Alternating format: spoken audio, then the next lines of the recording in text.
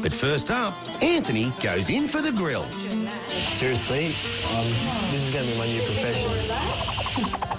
Barbecuing is one thing Greeks and Aussies have in common, but turning a snag over is a far sizzle from the Greek skara. Get your tongs out, we're learning how to do it. So we barbecue the traditional way as we do here in Australia. We also barbecue dishes underground, or we use rocks and cook, say, fish on that. Or we'll stick them through long skewers. Oh, that's fabulous. Look at that. Well, we like that.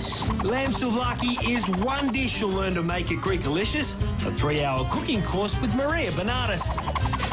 Oh, gorgeous. Oh, lovely. There you go. Excellent. Fantastic. Thank you. Fantastic. There's tzatziki to go with our souvlaki. It's a mix of yogurt, cucumber, garlic and mint. Beautiful. Look at the design. It's like a constellation. There's salad with tomato and cucumber. So I'll get you just to decorate the platter and make it nice and beautiful and pretty. Oh, well, you can do that as well if you want. There's onions and olives and feta to top it off. And I think you need to put those lonely bits somewhere as well, don't you? Yeah. Is it good feta? Do you like it? Is it good? Yeah. Oregano on top, then splashings of extra virgin olive oil. That's it. Little bit more. Little bit more. Little bit more. On the island of Crete, they have 2 cups of olive oil a day. And that's not all they do with it. And we also put it on our face for facials in our bath and through our hair for moisturising effects. There we go. There we go. It is good for you. It is. That's disgusting. Now it's time to skara. Onto the barbie, veggies basted with an oregano brush, prawns marinated in olive oil and lemon, and our lamb souvlaki. Beautiful. How's that? That's fantastic. That's really exciting. Well done. How's that, guys? Simple or what? Simple it is, but I'm wondering what would it take to really impress the queen of Greek cuisine? I'm always just grateful to be invited somewhere for dinner and someone to cook for me. So I'll tell you what, even if you offered me some Vegemite toast, I'd be a very happy woman. What'll make you happy is that this can all be cooked on your barbie at home. And for 2 lucky viewers, the souvlaki will be sizzling on a brand new beef eater. Keep watching because Mike's got all the details. And it has all the ingredients I like to use, fresh and natural and healthy. It's a great day, just being with a group of friends and cooking together. Easy, very easy with the eggplant and the zucchini. And being of Greek background, I've actually learnt a bit of my heritage here today. Greekalicious, everybody. Greekalicious. Now, everything Maria has taught us to make has been absolutely sensational. But I do recall that you said to me that you would be happy with a Vegemite sandwich, so I give you the Paridi special. There you are. Beautiful. Thank you. You'll get more than a Vegemite sandwich at Greekalicious in Bondi Junction. Classes are $130 per person. To book, call 9331 0734. And you could be sizzling souvlaki on your very own beef eater barbecue. Stay watching, because I've got 2 beauties to give away.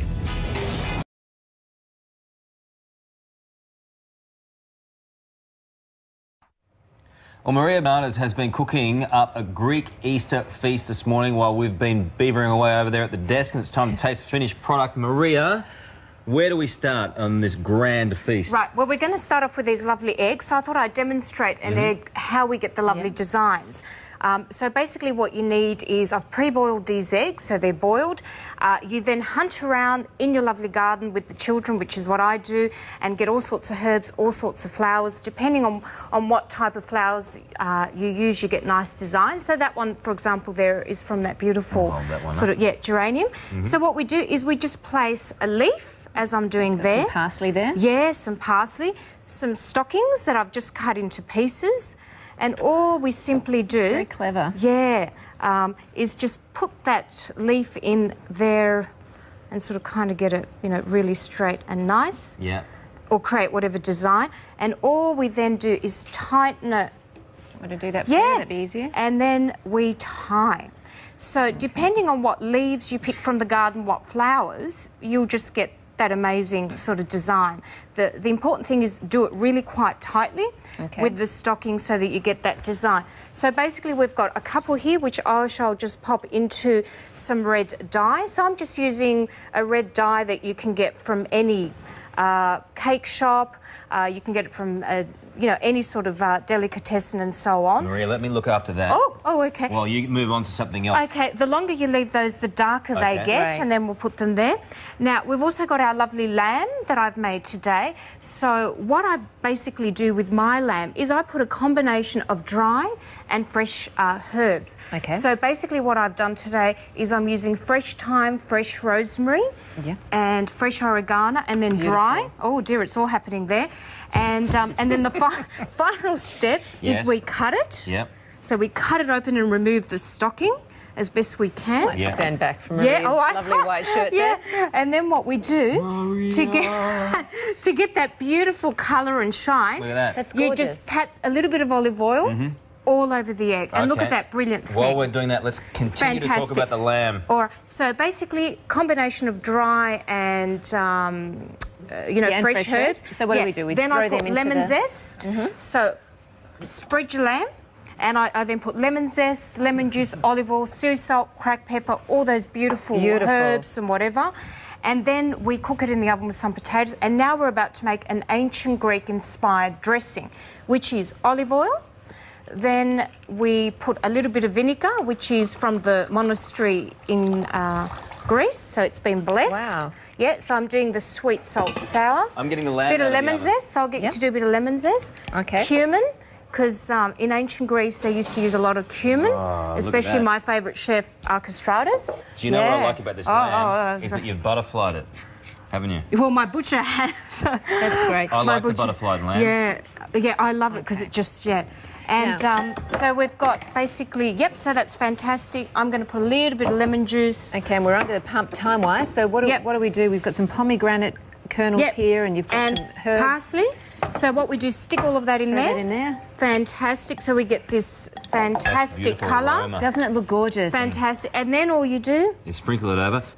Welcome back to the show, and I got to tell you, this lamb is magnificent. If you're going to do something over Easter, I reckon Maria's on the money with this one. Absolutely. What are you doing over there with these phyllos? What are these, Maria? These are the beautiful Santorinian-inspired phyllo parcels. So every region of Greece has its own pie. Santorini uses tomatoes. So what I've done is lots of beautiful herbs.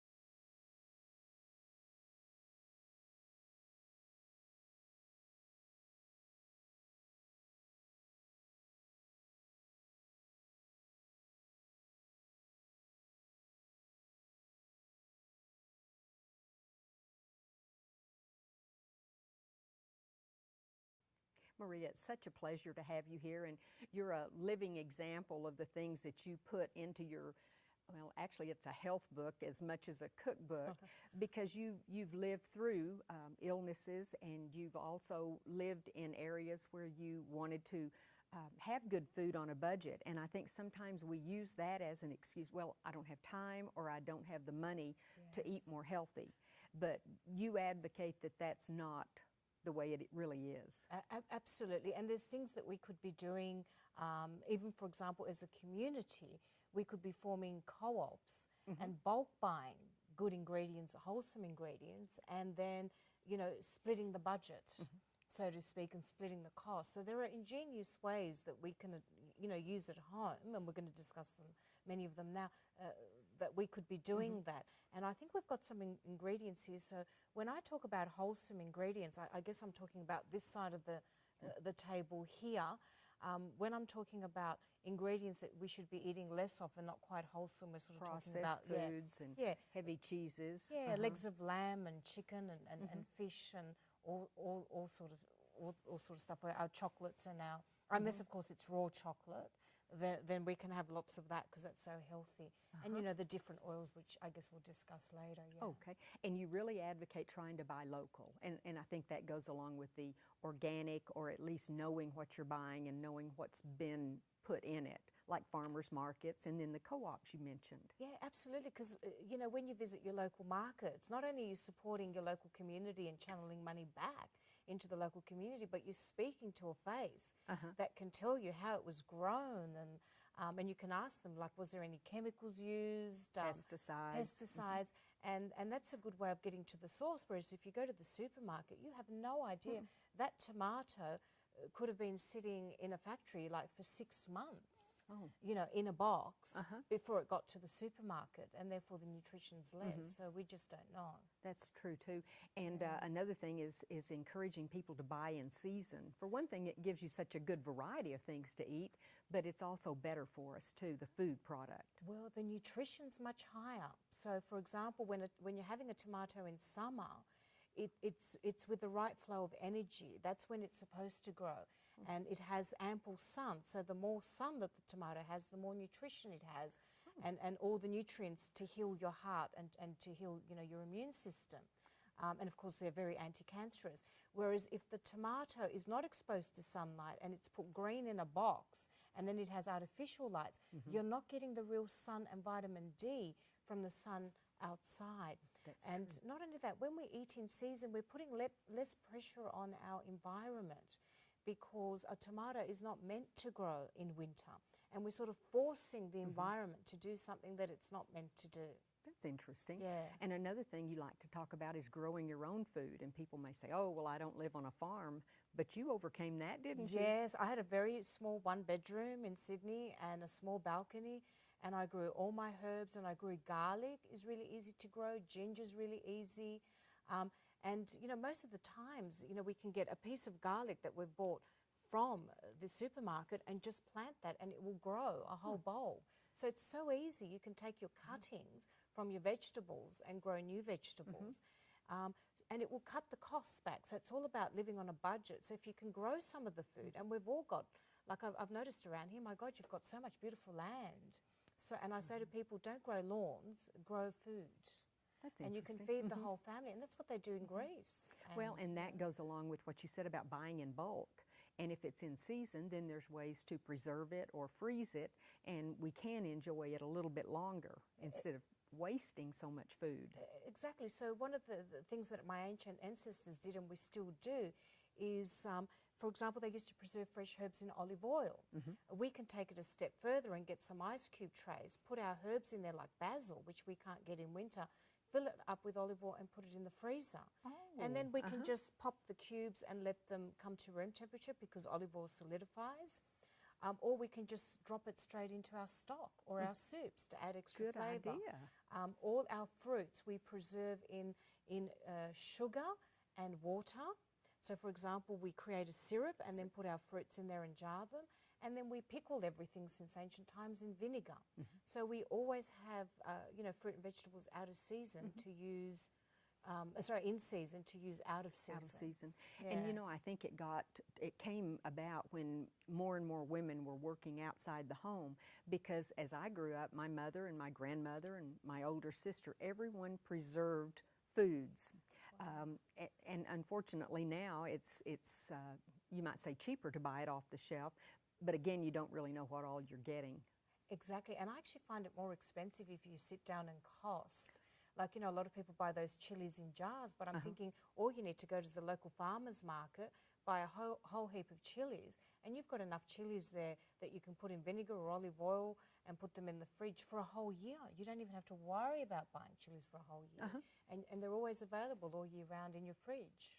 When I was reading in the book, and there was a word called pulses, P-U-L-S-E-S, and I have to admit, I thought, now I need to ask Maria what that is. What are we supposed to be eating? So I looked it up, but you might explain that. Yeah, so it's basically our legworms, I think. Is that how you call it? Legumes. Call it here? Yes, sorry, yeah. So we're talking about like our lentils, our chickpeas, our beans, all of those beautiful beans and stuff that come from the land. And that's what we predominantly eat in Greece for good health. So we substitute our meat, instead of having meat or fish or Which chicken. is more expensive. Exactly. So this is a cost-cutting method for us.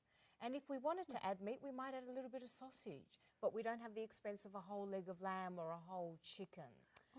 So this is how we keep our costs down, because we only have meat probably once a week in my family. We had meat, chicken or fish. The rest of the time it was either chickpeas, and we'd make fritters or we'd make stews or we'd make soup. So there's ingenious ways that you can use them and cook recipes. Yeah. That must be why you advocate don't worry about what ingredients a recipe calls for, or even use a recipe, just cook what you have on hand. Yeah, soups are great.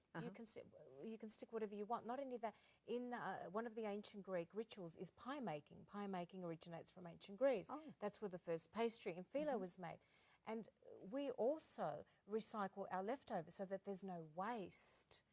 So what I say to people is, if you've got any leftover lamb, chicken, even vegetables, whatever you've got, add a little bit of cheese, some eggs, herbs, perhaps some herbs and spice, roll it up in phyllo and you've got yourself a pie. So we never have anything thrown out. And one of the biggest expenses here in this world is wastage. So I'm advocating, let's not waste, let's recycle. Recycle it into a pie, as the Greeks do, or recycle it into a soup or a salad. And there's your next meal. That's really good advice. And another thing you mention in the book is, don't buy or try anything if it has ingredients you've never heard of. And you can't read and you don't understand. Yeah, basically because your body and your DNA won't recognise it. And this is one of the major causes, I believe, because I went through it with the weight issues. And one of the main issues that I found with my weight loss was that I was putting some ingredients that my body didn't recognise, and what my body did was turn it into fat to help protect me. I see. So a lot of these genetically modified and chemicals that they're using is contributing to our weight issue. Obese. Absolutely. Obesity in America. Yes. And you talk about we should eat in more than we eat out. Absolutely, because unfortunately a lot of the restaurants are not using good oils. So over here we've got extra virgin olive oil. That's what we use in Greek cuisine. Other good oils are coconut oils or walnut, avocado, your nut oils. Nut oils. Every other oil, including Just vegetable oil, which is we have here, so that includes vegetable, soy, cottonseed, all of those. Unfortunately, our body doesn't recognise them, and it adds no nutritional value. In addition, it inflames our body. So it goes into shock mode. So I'm an advocate of really not using those oils at all. And by eating out, unfortunately, probably over 90% of the restaurants use those oils in their deep fry. Because it's cheaper. It's cheaper, exactly. So what I say to people, if you must eat out, ask them what oil they use. So you may not want to have the deep fried option if they use those oils. Or for a salad, you might opt to have your salad dressing on the side. What I do sometimes, and I'm certainly not encouraging it, I actually take my own olive oil with me and sea salt, and I'm sprinkling on the salad. I mean, they do think it's a bit, I'm not advocating that you do it, but I do. See, when you eat in, you know what you're putting in your food, you know what you're eating. It's pretty simple. And it's cheaper, because eating out's expensive. Well, it is. Now, in your cooking school, how hard is it to get people to make a change and to start eating more healthy? Well, you know what, I find it very easy, because they look at me as the example, and I'm in my mid-40s, going on 50 very soon, and they say to me, what do you do to look really good? And I say, all I do is practice what I preach in my book. And this is why I'm so, now so healthy. And what I say to them, not everything that I say may resonate with you, but if you can take one thing on board and do that. So for example, I say if you can just change one ingredient and make it organic, such as chicken, you've made a big difference not only to yourself but to the environment, because you've limited so many chemicals. So I say to people, take small steps. Take the first step, and then in a month's time you might take a second step. And, you know, maybe, you know, incorporate some beautiful kale, which is also a good source of protein, by the way. I don't know if you know this, but a cup of kale is the equivalent of 1 steak in protein. So you're getting the same protein and iron and calcium and so on. So, yeah, I get positive feedback all the time. Well, that's good. Well, thank you for what you're doing to help all of us, and the stories are just as interesting in this book as the recipes sound. I'm interested in trying some of those, but more interested in reading the actual stories. Thank you so much, Maria. Thank you for having me. Thank you.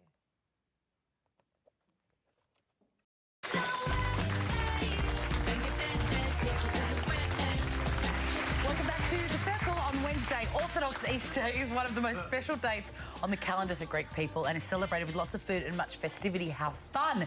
Today, to show us a traditional recipe and tell us all about it, we're joined by Maria Benardis from Greekalicious Cooking School in Sydney. Now, what is the difference between Orthodox Easter and Greek Easter?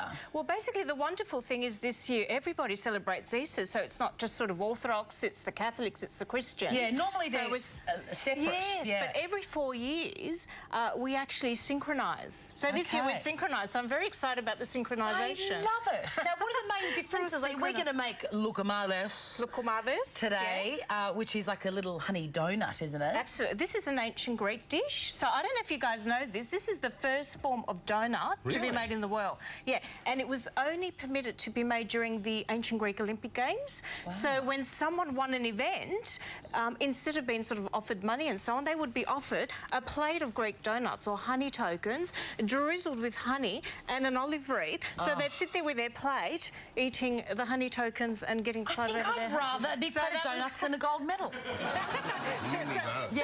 So I think I would too, to be honest with you. So this is what we're basically making. I'm doing the authentic sort of original recipe, but, you know, I'll talk through some other variations that people can do at home. Fantastic. And, you know, create their sort of own sort of MasterChef recipe, so to speak.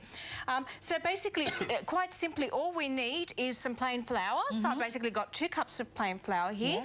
We need some yeast. I prefer the dry yeast because we've always got that in the cupboard.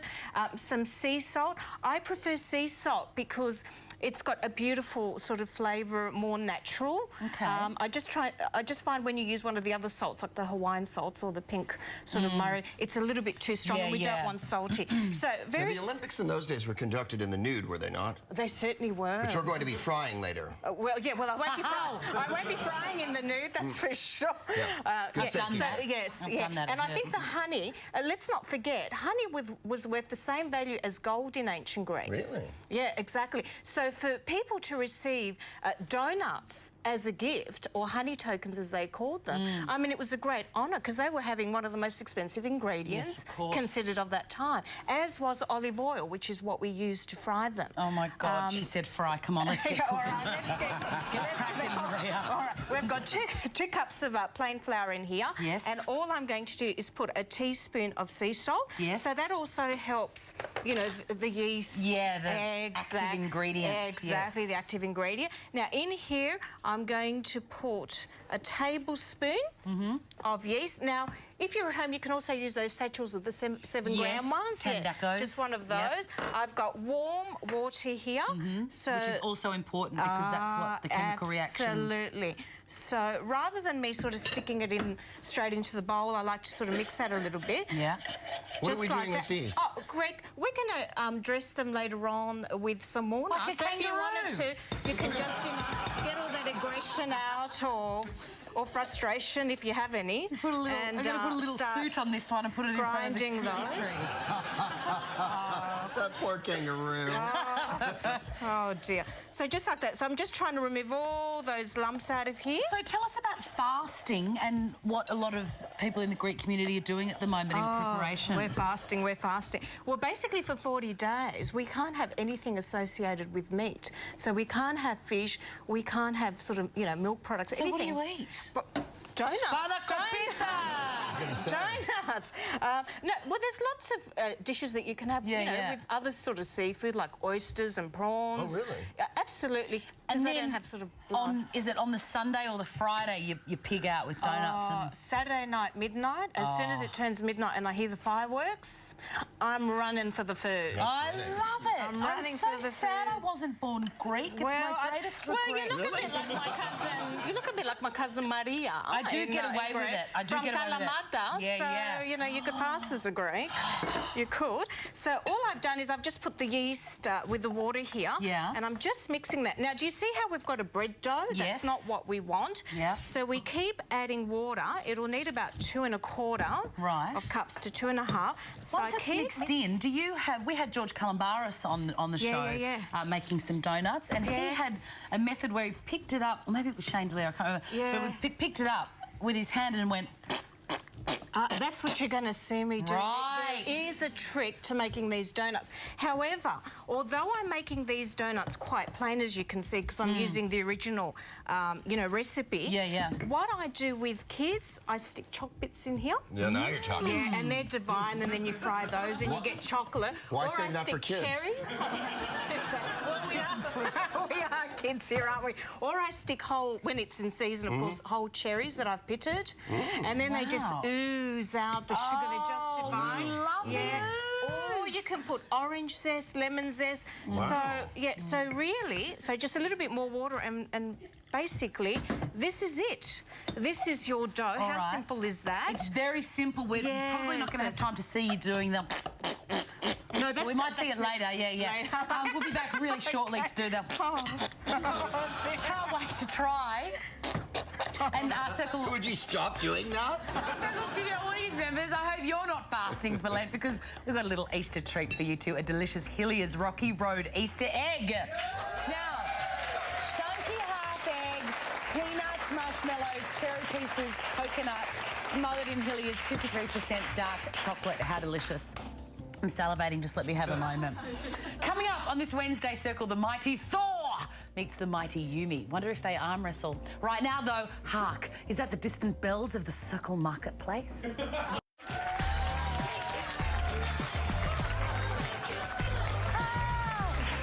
back. We're making a delightful little deep-fried treat for Orthodox Easter with Maria Benardis. Now, it's called a Lukumades. Lukumades. And it's a little honey donut. It certainly is. Honey tokens, honey donuts. What do we do now? Fantastic. Now, remember how we mixed the mixture before and it was sort of flat and I don't think I shall ever forget. I'm sure you won't. Well, now what we have is like the first walk on the moon. So what you see, we've got a moon surface, and this is how you know when it's ready. It smells so like as soon as you see that, fantastic. Now, very important, what I've got here happening is I've got some olive oil. Now, very important when we're sort of working with olive oil, it doesn't have the same heating sort of point as vegetable oil and other oils. It's slower, isn't it? Or is it faster? Well, it doesn't have, you can't sort of have it so high at high temperatures. Right. It will go rancid and off, so you have to be careful. Right. So the way I test it to make sure that it's ready and hot enough... You're not going near it, are you? Oh, I am pretty near. No, is I just... you. Oh, you're not. Yeah. I'm staying right close to this plate. Look at this. Is I put a little bit of the dough in there, and as soon as I see it really bubbling, you can sort of see I'm almost there. Yeah. Then it's ready, and it's and quite see how the mixture's... It's a gentler bubble than I've seen on other... Yeah, well, we do want it a bit hotter, more, so it's getting there. If we don't, what happens is our donut doesn't get nice and bubbly and crispy. It becomes an ancient Greek flat pancake. Okay. And that's how the pancake came about. Right. Because they worked out that Was there nothing the Greeks didn't invent? Well, no. It just happens to be that we invented that. Oh, okay. We actually do have flat pancakes, which are made from flour with sort of sesames and currants, and they're called tiganites, the ancient Greek word. I'm going to start frying here because I think we're there. I'm going to do the... Right. Or whatever you want to say. Now, very important, I've also got a glass of water here. Now, a lot of people are saying, why have you got that? Because the moment... Oh, yeah, it's actually vodka. It's actually vodka. Or a bit of ouzo, I should say. Happy Easter. I dip the spoon in between so that it can actually slide off easily. So here we go with the pull, where you take your hand and then you pinch and a punch. Yes. You get it onto the spoon, and then you put it straight into so there. there's still a utensil involved. Oh, there still is a utensil. That one looks like a little turtle. It does. Actually, I was thinking Santorini, you know, Oh, a bit of look at you. Santorini. Geography was never my strongest there we go. subject. And then there we go. There's another one. That one looks like the island of Mykonos. And you're on it. You're on it. so talented. Now, when do we get to the eating? Yeah, how about that? Well, you can actually do that right now. We actually need to decorate those, so we need to put a little bit, if I can get you to put it some honey. Yes. So generous amount of honey, and then I'll get you to put a little bit of cinnamon right round, and then some walnuts. Oh, now, if you don't have walnuts at home, use other nuts. So, for example, different parts of Greece use different nuts. So chestnuts are in season, so I'd suggest to everybody toast some chestnuts. What about a pistachio? Oh, divine. Unsalted, of course. Unsalted. Of course, yeah. Almonds work really well, macadamia nuts. Did your mum used to make these at Easter, Maria? Oh, absolutely. And what did you... do you just, like, hang around the bench and wait for them to come out of the pan? We did. Well, you know what I do at home is I make a great big mixture, and this actually sits all day and it's fine. So I make some for breakfast, then I'm making some for lunch, and I'm making some for dinner. I'm moving in, is what's happening now. Okay. I think you've got to eat it now, haven't you, Yeah, Greg please, Fruits? let's get it on. Oh my goodness. Oh, have you put walnuts? A little bit more walnuts, I think. There. A bit more, yeah, more walnuts. Do you think a bit more? Generosity. Oh, my God. Generosity. So oh, Maria, what on earth have you done here today with these lucamadas? These lucamadas are screaming. They're so delicious. Screaming, I love it. And that's it. When they get the golden brown colour as we have here, we just put them on some paper towel. That one looks like a little duck. Drain. Oh, it actually does too. And we're going to be eating our weight in these lucamadas. Actually, it does look a little bit of a duck, doesn't it? It's a duck. It's a duck. That does, doesn't it? It's so delicious, and you can do this at home. You so can. And while you're planning on how to get yeast and flour, let's check in with Marianne. It's been an absolute hoot of a show. Maria Benardis has cooked these amazing Greek treats, which I have to eat one of. Look at this, people. How good is our job? Eat it, eat it, eat it. I want to see you do it. Oh, can you believe the flavour, the cinnamon, the honey?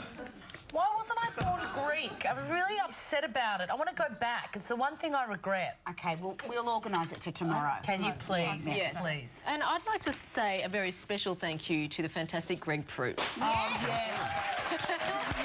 We love him. He's absolutely excellent. You can see his show at Melbourne International Comedy Festival playing at the Athenaeum, and also download his comedy from iTunes. Greg Fruits. Thank you. Yeah, no worries. P-R-O-O-P-S, poops with an R. Yeah. Do you see what Chrissy did? Tomorrow, another great cook, Shane DeLea, is going to come in with his mum, Doris, to the Circle Kitchen and announce the Mother's Day surprise that we've been very busy cooking up. There'll also be a Steal Her Style, gardening with Melissa King, music news with our lovely James Young, and comedian Jason Byrne will be our guest host all morning. So see you tomorrow from 10. Don't miss it.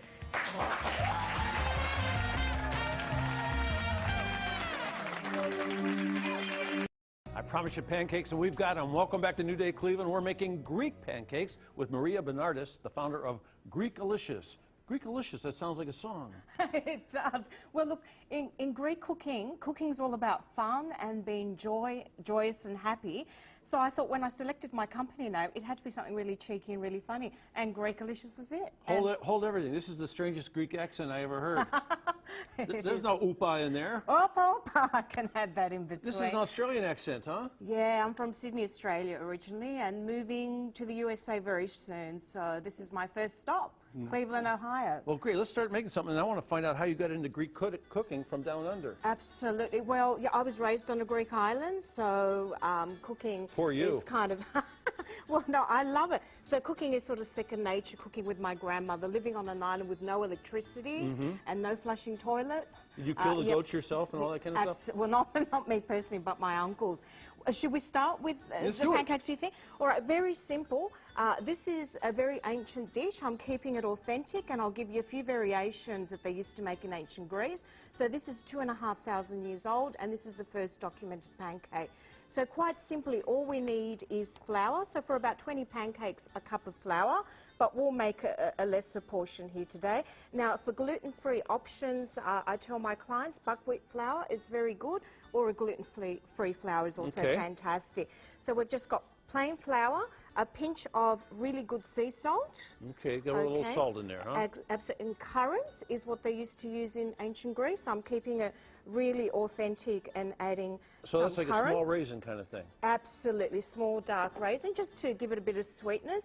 And then all we need to do is just some water, but we're adding enough water just to get a really thick consistency pancake, like your normal sort of pancake. So you'll know when it's right by the way it looks and feels. Exactly. So for 1 cup of flour, we need about 1.25 cups of water or thereabouts. Is that how Granny used to do it? You put a little water in the middle and keep going back? Exactly. In Greek cookery, and something that I discuss in my book, is we cook intuitively. We don't measure, we use our senses. And the most important sense that we have is our soul or our instinct, and that will tell us when we're connected, when something's right. So here we can see we have the right consistency. So it's not too runny. You leave it a little lumpy too, I see.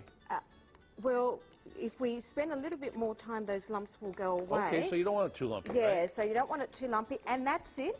So it's really quite simple. I put this on for you? Absolutely, absolutely. I knew we were going to need fire in this game. And of course, the only oil that we use in Greek cookery is olive oil. And of course, it's been proven to be why so many people in Greece... Mediterranean diet. Exactly.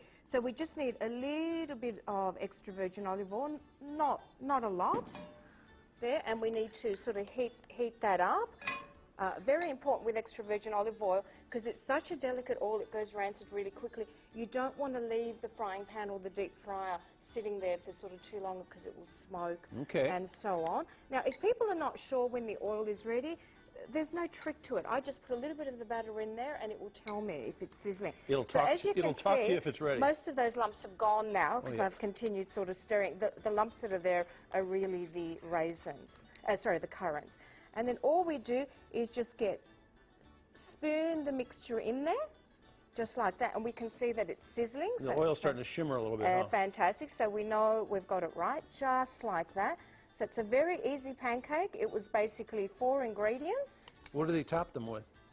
Oh, well, the tradition in ancient Greece was honey, walnuts, or sesame seeds, or cinnamon. Now, in addition to that, they used to top them with fruit. So you could put blueberries in the summertime, strawberries. Whatever you like. Exactly. And now, another thing that I do for kids is I add chocolate into this. So add some chocolate. That's a terrible idea. Yeah. Now, another important thing, it's no accident that in Greek cookery in ancient times, we used the combination of honey, walnuts, and cinnamon. It was considered, A, an aphrodisiac, B, it lowers your blood pressure. Which idea do you like better? Maybe the blood pressure at the moment. Okay, I just So wondered. to reduce blood pressure, most of our sweets have honey and cinnamon. Also, honey and cinnamon, for those with winter colds, put it in on a tablespoon and have that 3 times a day. Where's Angie? I hope so she's not home there's a yet. little bit of a hint there, and for anybody else, I think Natalie's probably suffering with a cold, not here, so maybe she needs to do that. So when we see them going sort of golden brown, we just switch them over, and then I like your flippers. You use 2 spoons. Yeah, I'm very old-fashioned. Well, raised on a Greek island. Yeah. We didn't have all this sort of fancy Not a bunch technology. of, So, no, look, my cooking is very simple. I keep it very real. I don't like too much technology in the kitchen. I try and do things the way my grandmother taught me. Okay. So let's hope they're kind of getting their golden brown. 1 more minute. I want to tell everybody about the book once again, too. So how many recipes are in this book? I've got 50 recipes, and the book focuses on all the ancient secrets to healing and longevity. I thought it was important that I resurrect everything that my ancient ancestors, like Hippocrates, and everybody else. Yeah, so nice golden brown colour, very simple. I should put a little on the plate there? Yeah, exactly. So just 1 more minute. I just want it to Okay, I'll tell you what, we're going to let that cook a little bit, and we'll see when we come out of this, because I want to tell everybody about this.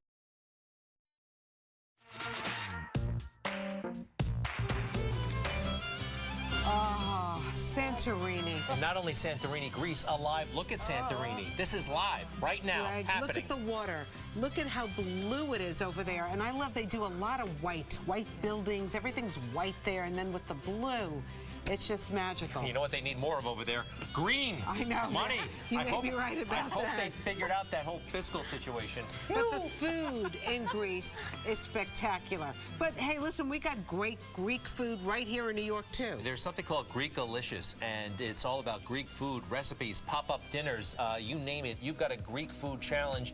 Maria Benardis can help.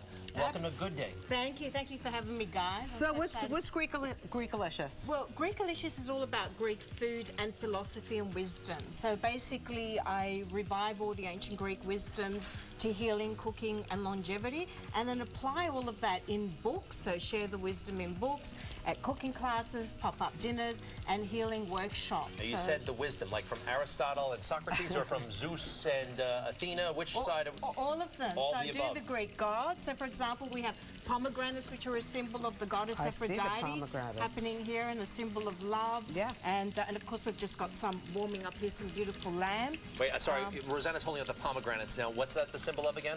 Goddess Aphrodite, so goddess of love. So What did she, was that her favorite snack? along with figs, and of course you sprung from the oyster and the word aphrodisiac. So wait a second, you throw me off a little bit because I hear an Australian accent and we're talking about Greek food a little bit. Well, I was born in Sydney, Australia, but I spent my childhood years in Greece, growing up on a Greek island. So Which one? Psara, which is near Chios, near the Turkey border. So a lot of what I do has been inspired by, you know, my upbringing with my grandmother on the little island of Psara. What are you eating, by the way? He's chomping on something. Aphrodite's lamb chop. I've got it. All So right. I'm just one. Tell us about the lamb chop. All right. So basically, they're done with lots of beautiful dry and fresh Greek herbs, and then I've done an ancient Greek-inspired sauce with pomegranate. And the whole principle of sweet, salt, sour from ancient Greece. So we've got lemon zest, red wine vinegar, Is olive that in oil, this? cumin. Yeah. And she put it on top of the steak. So I thought you may want to actually finish these off and, Yes, I'd love to dress finish them them up. off. So this is no kidding what the gods ate. Well, yeah, if she talked to them. Well, they definitely had honey, which was considered liquid gold, along with olive oil. So we've got the beautiful ancient Greek pancakes there.